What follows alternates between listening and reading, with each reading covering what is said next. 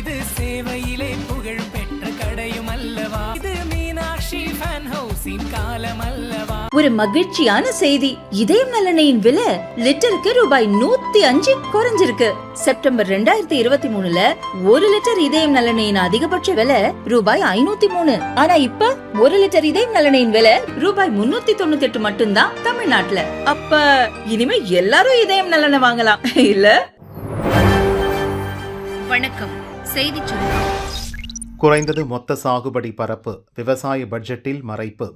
மக்களை முட்டாள்களாக திமுக அரசு நினைப்பது ஏன்? தமிழக விவசாய பட்ஜெட் பற்றி தமிழக பாரதிய ஜனதா தலைவர் அண்ணாமலையின் அறிக்கை. திமுக அரசின் பட்ஜெட் மொத்தமும் பொய் புரட்டுகளும் நிறைந்திருக்கிறது. 2 நாட்களாக மக்கள் வரிப்பணத்தை வீணடித்ததுதான் மிச்சம்.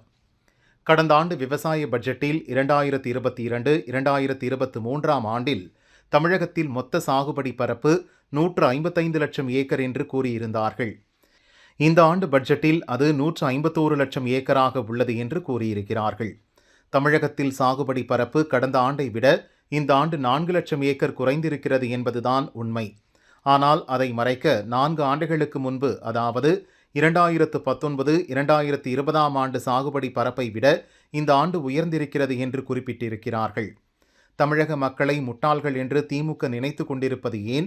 பயிர்க்கடன்கள் முழுமையாக தள்ளுபடி செய்யப்படவில்லை என்று கடந்த பிப்ரவரியில் நாங்கள் கூறியபோது கூட்டுறவுத்துறை அமைச்சர் பெரிய கருப்பன் அம்புலிமாமா கதைகளை கூறி சென்றார். ஆனால் விவசாய பட்ஜெட்டில் 1774 கோடி ரூபாய் பயிர்க்கடன் இன்னும் தள்ளுபடி செய்யப்படவில்லை என்பது தெளிவாக குறிப்பிடப்பட்டிருக்கிறது. வெறும் பொய்யிலும் புரட்டிலும் காலம் தள்ளி கொண்டிருக்கிறது திமுக அரசு. திமுக அமைச்சர்களுக்கு இப்படி கூசாமல் பொய் சொல்ல வெட்கமாகவே இருக்காதா? நெல்லுக்கு 2500 ரூபாய், கரும்புக்கு 4000 ரூபாய் குறைந்தபட்ச ஆதார விலை என்ற வாக்குறுதியெல்லாம் வெறும் பேச்சளவிலேயே போய்விட்டது.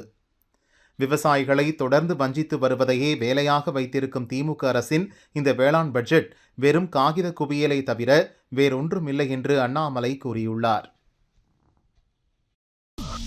முஸ்லிம்களுக்கு 4% ஒதுக்கீடு, கர்நாடகா முடிவுக்கு பாஜக எதிர்ப்பு. அரசு டெண்டர்களில் முஸ்லிம்களுக்கு 4% இடஒதுக்கீடு அளிக்கப்படும் என்ற கர்நாடக அரசின் அறிவிப்புக்கு பாஜக எதிர்ப்பு தெரிவித்துள்ளது. கர்நாடக அரசின் இந்த முடிவு அரசியலமைப்புக்கு விரோதமானது என்று பாஜகவின் மூத்த தலைவர் ரவிசங்கர் பிரசாத் கூறினார். இது தேசிய ஒற்றுமையை பலவீனப்படுத்தும், காங்கிரசின் திருப்திப்படுத்தும் அரசியலை காட்டுகிறது என்று அவர் கூறினார். முஸ்லிம் ஒப்பந்ததாரர்களுக்கு இடஒதுக்கீடு வழங்கியதற்கு பின்னால் ராகுல் இருப்பதாக கூறிய ரவிசங்கர், வகுப்புவாத மற்றும் வாக்கு வங்கிய அரசியலில் காங்கிரஸை அவர் வழிநடத்த முயற்சிப்பதாக குற்றம் சாட்டினார். இந்த முடிவு பார்ப்பதற்கு சிறியதாக தோன்றினாலும் தேசிய அளவில் கடுமையான தாக்கங்களை ஏற்படுத்தும். இதுபோன்ற முடிவுகள் நாட்டின் வளர்ச்சிக்காக நிற்கும் முஸ்லிம்கள் குரலையும் பலவீனப்படுத்தும். மத அடிப்படையிலான இடஒதுக்கீடுகளுக்கு எதிராக சுப்ரீம் கோர்ட் அழுத்தமாக பேசியிருக்கிறது. கர்நாடக அரசின் முடிவுக்கு எதிராக வழக்கு தொடரப்படும் என பாஜகவின் ரவிசங்கர் பிரசாத் கூறினார். தமிழ் இந்த நாட்டின் சொத்து. அஸ்வினி வைஷ்ணவ் பெருமிதம். மத்திய ரயில்வே அமைச்சர் அஸ்வினி வைஷ்ணவ் ஸ்ரீபெரும்புதூரில் நடந்த நிகழ்ச்சியில் பேசியதாவது: தமிழ் ஒரு இனிமையான மொழி. எனக்கு சில வார்த்தைகள் தான் தெரியும். வணக்கம், எப்படி இருக்கீங்க, நன்றி. நான் ஒரு அதிர்ஷ்டசாலி. நான் படித்த கான்பூர் ஐஐடியில் சடகோபன் என்ற பேராசிரியர் இருந்தார். அவர்தான் எனக்கு தமிழை அறிமுகப்படுத்தினார். தமிழ் கலாச்சாரத்தையும் அவர்தான் அறிமுகம் செய்தார். தமிழ் இந்த நாட்டின் சொத்து, இந்த உலகத்தின் சொத்தும் கூட. அதில் நாம் பெருமையும் மகிழ்ச்சியும் அடைவோம். அனைத்து இந்திய மொழிகளையும் கொண்டாடுவோம். இந்த உணர்வோடுதான் நம் பிரதமர் பணியாற்றி வருகிறார். நமது சகோதர உறவு, நட்புறவு, வேறுபட்ட நாகரிகங்களுக்கு இடையிலான உறவுகளில் எந்த ஒரு தடையும் வந்துவிடக்கூடாது. உலகின் மிகப்பெரிய பொருளாதாரமாக இந்தியாவை உயர்த்தவும், நமது வலிமையை உலகம் அங்கீகரிப்பதை உறுதி செய்யவும் நாம் பாடுபட வேண்டுமென அஸ்வினி வைஷ்ணவ் பேசினார். சென்னை ஐஐடி மாணவர்களின் புதிய கண்டுபிடிப்புகள் கண்காட்சி. சென்னை ஐஐடி புத்தாக்க மையத்தின் சார்பில் 1000 மாணவ மாணவிகள் சேர்ந்து உருவாக்கிய 60 தொழில்நுட்ப கண்டுபிடிப்புகளின் கண்காட்சியை சென்னை ஐஐடி இயக்குனர் காமகோடி துவக்கி வைத்தார். மருத்துவத்துறையில் பயன்படும் துல்லியமான மயக்க மருந்தை உறுதி செய்யும் சூப்பர் சிரஞ்ச், பொருட்கள் விநியோகத்திற்காக பிரத்யேகமாக வடிவமைக்கப்பட்ட ட்ரோன்கள், AI தொழில்நுட்பத்தில் உருவாக்கப்பட்ட பல்வேறு தொழில்நுட்ப கருவிகள் உள்ளிட்ட அதிநவீன கண்டுபிடிப்புகள் இதில் இடம்பெற்றன.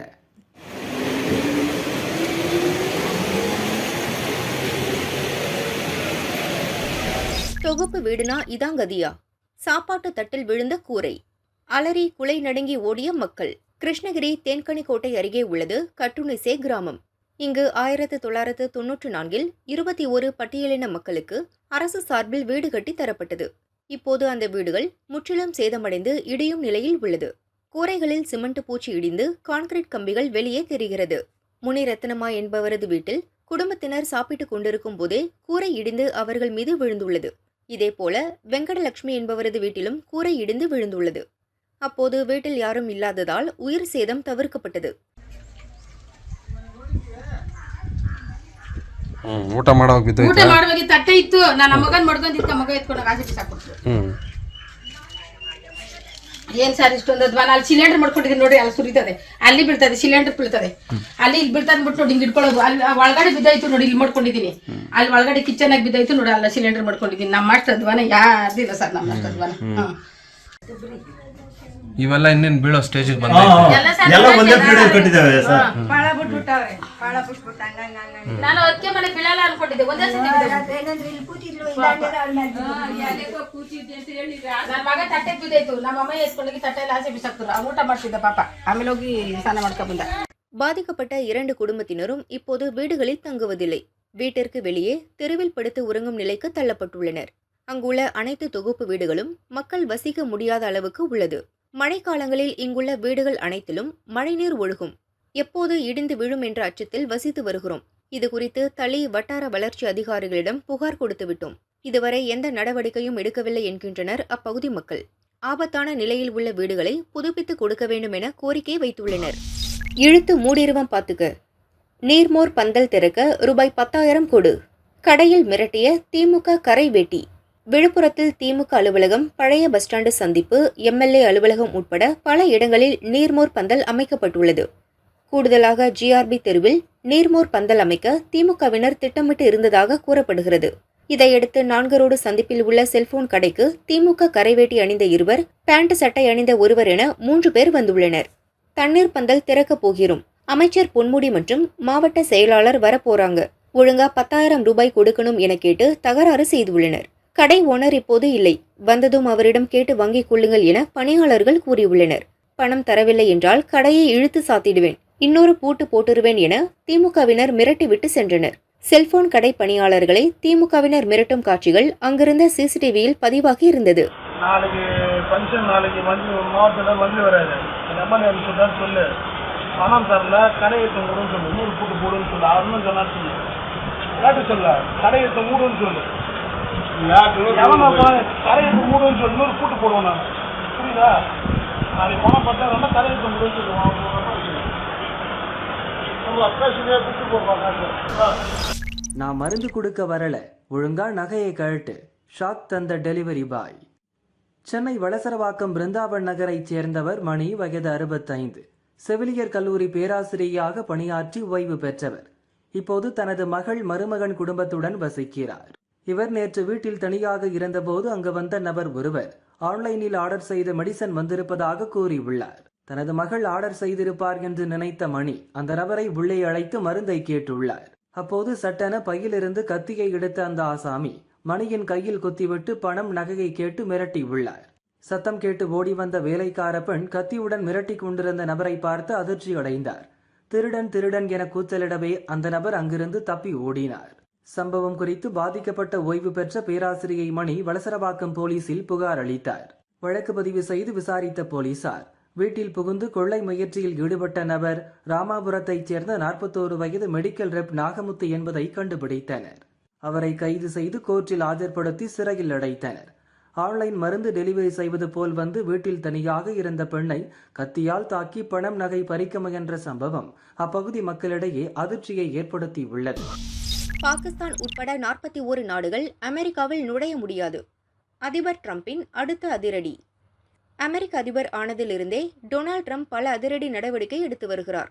முக்கியமாக சட்டவிரோத குடியேற்றத்தை தடுப்பதில் ட்ரம்ப் நிர்வாகம் கடுமையாக செயல்படுகிறது. இதனால் பாகிஸ்தான், ஆப்கானிஸ்தான், பூட்டான் உட்பட 41 நாடுகளைச் சேர்ந்தவர்கள் அமெரிக்காவுக்குள் நுழைய தடை விதிக்கப்படலாம் என்ற தகவல் வெளியாகி உள்ளது. அமெரிக்காவின் நிர்வாக தரப்பில் கிடைத்த வரைவு அறிக்கையின்படி 41 நாடுகள் 3 குழுக்களாக வரையறுக்கப்பட்டு உள்ளன. முதல் குழுவில் ஆப்கானிஸ்தான், ஈரான், சிரியா, கியூபா, வடகொரியா, சோமாலியா, வெனிசுலா, ஏமன் உள்ளிட்ட நாடுகள் இடம்பெற்றுள்ளன. இந்த நாடுகளின் குடிமக்கள் முழு விசா தடையை எதிர்கொள்ள நேரிடும். இரண்டாவது குழுவில் எரித்ரியா, ஹைதி, லாவோஸ், தெற்கு சூடான் உட்பட 5 நாடுகள் உள்ளன. இந்த நாட்டு பயணிகளுக்கு விசா வழங்குவதில் பகுதியாக கட்டுப்பாடுகள் விதிக்கப்படுகிறது. குறிப்பாக சுற்றுலா, மாணவர் விசா, புலம்பெயர்வு விசாவுக்கு கட்டுப்பாடு விதிக்கப்படும். மூன்றாவது குழுவில் பாகிஸ்தான், பூட்டான், மியான்மர் உள்ளிட்ட பல நாடுகள் இடம்பெற்றுள்ளன. இந்த நாடுகளுக்கு விசா விவகாரத்தில் சுட்டிக்காட்டப்பட்டு உள்ள குறைபாடுகள் சரி செய்ய 60 நாட்கள் அவகாசம் வழங்கப்படும். ஆனால் அமெரிக்காவின் பயண தடை தகவல் ஊகமானது என்று பாகிஸ்தான் நிராகரித்துள்ளது. ட்ரம்ப் முதல் முறை அதிபராக இருந்த காலத்தில் 7 முக்கியமான முஸ்லிம் நாடுகளின் பயணிகளுக்கு தடை விதித்து இருந்தார். அந்த தடை 41 நாடுகளுக்கு விரிவடைந்து உள்ளது.